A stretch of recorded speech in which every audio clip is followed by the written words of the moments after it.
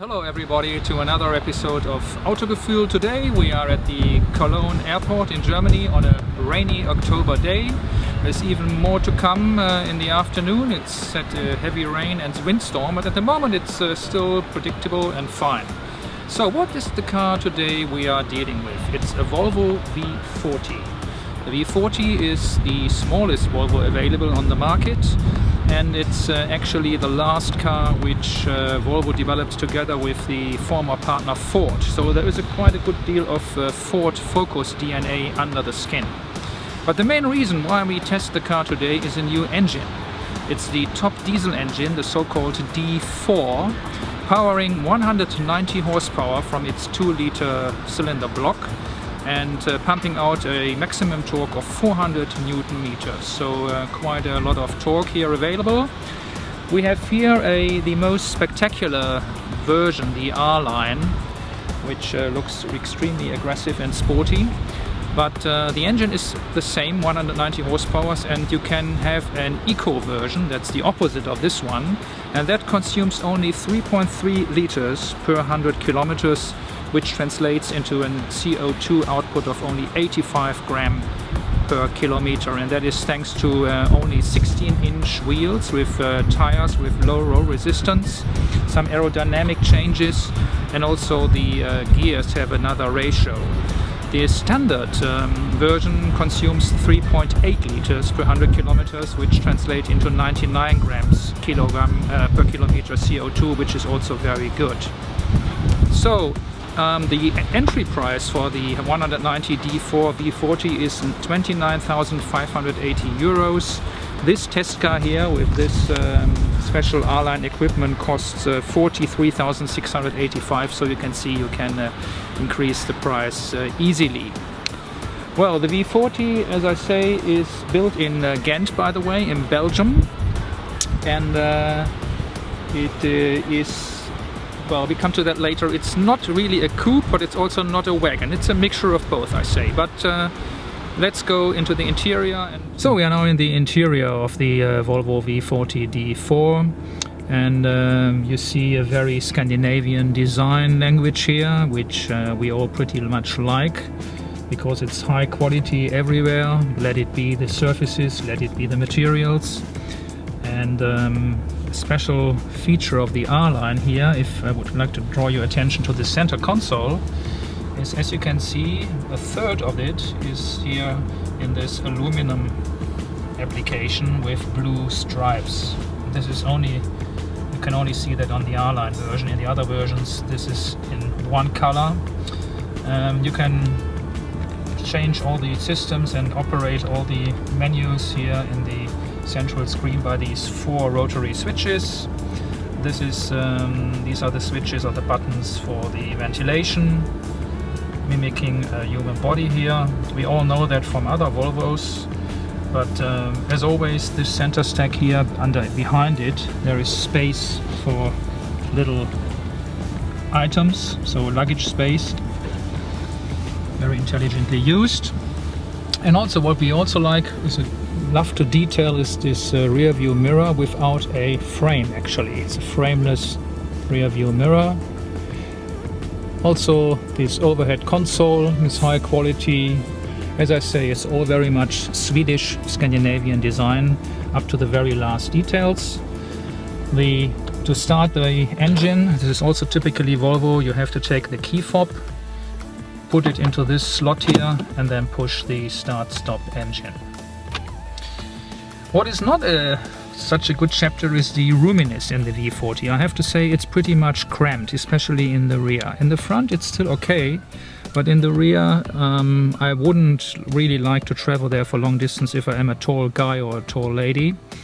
And also the visibility to the rear quarter and to the rear of the car is really bad. It's one of the worst cars in this respect. But I think, let's try, we have a rear view camera in that car. Yes, we have a rear view camera, and this is really good news because you really have to have it. Otherwise you are in danger to probably encounter some smaller collisions with other cars in the car park or so. So we have here a sketch showing the power curves of the D4 engine, which by the way qualifies for Euro 6 emissions already. So it is eligible for Euro 6. And the blue line is actually the torque curve. So you can see that it rises steeply here up to 400 Newton meters. It stays there, and then around 2000, just below or behind 2500, 2550, it drops down here to at least 320, still there at 4000 RPM. And here is the peak torque starting with 1750, and then it stays up to 2000 and something. And this is the horsepower curve, also steadily, continuously rising up to that point here at 4500. No, it's less, 4250 RPM, 140 horsepower. Kilowatt, and sorry, kilowatt 140 at 4250, and a torque 400 Newton meter between 1750 and 2500. So the engine of the D4 belongs to the Drive E family. That's the new family of engines from Volvo. They share many dimensions and components. They are available both as petrol engines and diesel engines. And this D4 engine has a sequential turbocharger unit. That means there are two turbochargers producing boost. First, there is a small one for the lower revs to give you a good push from the start. And then when you reach higher revs, a larger turbocharger comes into action. So it's a sequential turbocharger system. Something we can't really see here, but which is a world first, is the first pedestrian airbag. And Volvo has introduced that in the V40, and it's actually hidden underneath this black panel here. So in case of a collision with a pedestrian, that pops out onto the windscreen, so the pedestrian has a relatively soft contact with the car. And as you know, Volvo has a high reputation for pedestrian safety and for safety overall, and I think this is a really great move, and we expect it to be introduced in other Volvo car lines very soon.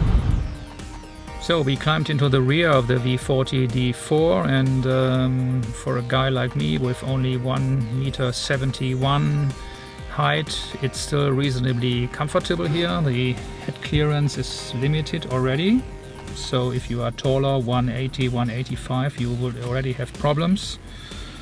And since that car is all in black here, and the windows are really small, especially this third window is tiny actually, and also the rear screen here, as you can see, is not very large, and therefore I come back to my criticism of the rear view and rear quarter view round visibility. If you don't have this rear view camera, you would really have a big problem. So the exterior design of the V40, as I told you earlier, is a mixture between a 5-door coupe and a wagon. But it's of course not comparable with the old V40. You probably remember that car. That was one of these boxy Volvos that we used to know in the 1990s and the early 2000s. But this is, you can see that later, is not a miracle in roominess and in package. But the design, without no doubt, especially in this R version, is really stunning. This is typically Volvo taillight here, starting from the roof spoiler and then going out into these haunches. This is very much a Volvo DNA and then design icon. And here also we have this black surface contrasting beautifully with the blue body color. And then further down we have this diffuser with two quite big exhaust pipes, and here this diffuser black panel as well. So the R line, especially in this blue color, is really an eye-catcher. And then we open the trunk, and as I said to you, this is pretty small. It's actually 335 liters, and we have this suitcase here, and this already fills quite a lot of the space. So if you want a car, a Volvo with more space, you had to go for a XC60 for example, or for the V70. By the way, the V40, despite its compactness, is the second best-selling car in Germany from Volvo. The XC60 is number one, and then followed by the V40.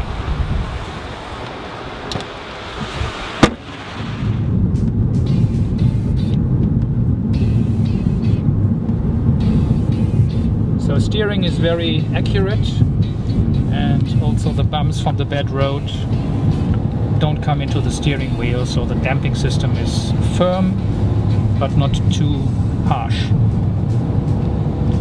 The handling of the car overall, as we expected, is pretty good. As I say, it shares a lot of components with the Ford Focus, and the Ford Focus is the benchmark in the class.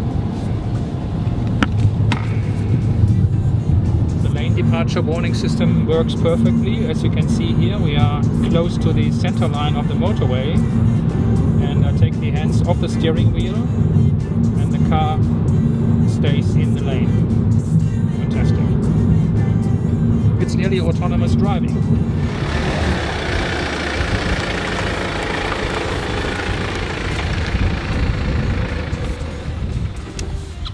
So we have driven the Volvo V40 D4 for around 2.5 hours.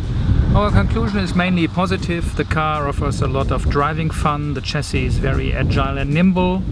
The engine has a lot of grunt. You can feel the 190 horsepower. It has no traction problems, by the way, on the front axle. The engine is also pretty silent. There's no wind noise on the motorway. Steering is well weighted. Gearbox is precise to shift. Everything on the positive side.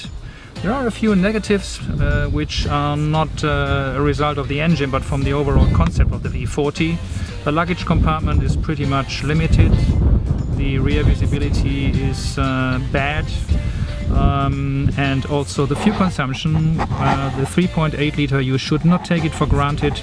If you push the car like we did it today, you can easily end up higher than 7.5 liters, so it's nearly double the official figure for the fuel consumption. And I mean, it's no wonder. It's a twin turbocharger, a sequential turbocharger engine, and it's a matter of the physics that these engines use petrol very generously if you put down the pedal.